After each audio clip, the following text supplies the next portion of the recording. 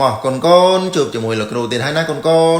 បើកសៀវភៅភាសាខ្មែរថ្នាក់ទី2ទំព័រទី87ពេលកូនបើកហើយកូនត្រៀមអានជាមួយលោកគ្រូឲ្យខ្លាំងទាំងអស់គ្នាណាកូនតោះចាប់ផ្ដើមមេរៀនទី51ចំការរបស់ជីតាខ្ញុំអំណានជីតាខ្ញុំមានចំការមួយនៅក្រោយផ្ទះគាត់ដាំដំណាំហូបផ្លែនិងបន្លែគ្រប់មុខដូចជាឪឡឹកត្រសក់ល្ពៅជីស្លឹកគ្រៃជាដើម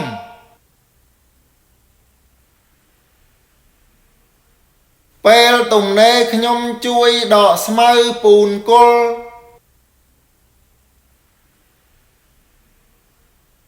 និងស្រោចទឹកដំណាំជីដូនខ្ញុំសប្បាយចិត្តណាស់ព្រោះឃើញខ្ញុំចូលចិត្តធ្វើការងារគាត់មានប្រសាសន៍ថាខ្ញុំឧស្សាហ៍ដូចជីតាខ្ញុំដែរខ្ញុំពេញចិត្តនឹងចំការជីតាខ្ញុំណាស់ព្រោះវាផ្ដល់ផលប្រយោជន៍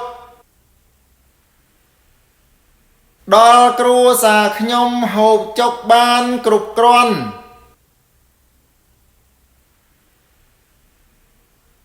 ការរៀនពាក្យកអំណានពាក្យ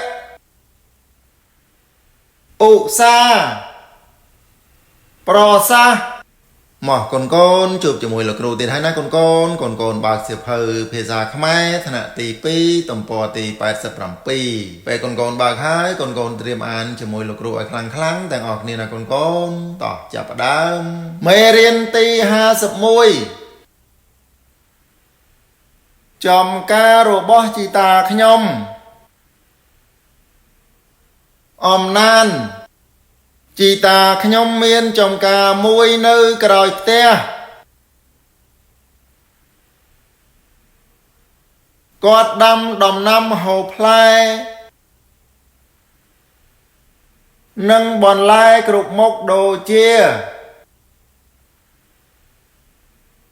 ឪឡឹកត្រសក់ល្ពៅជីស្លឹកគ្រៃជាដើម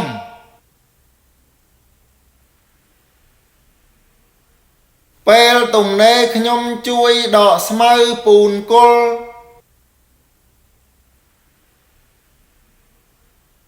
និងស្រោចទឹកដំណាំ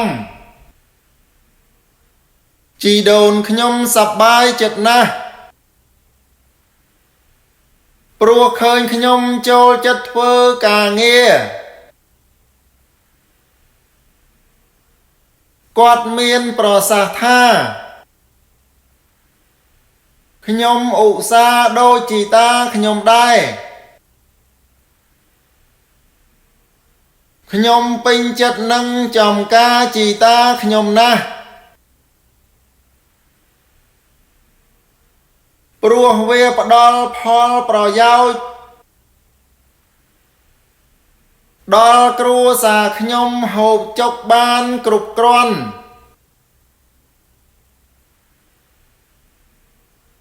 ការរៀនពាក្យកអំណានពាក្យឧស្សាហ៍ប្រសាសន៍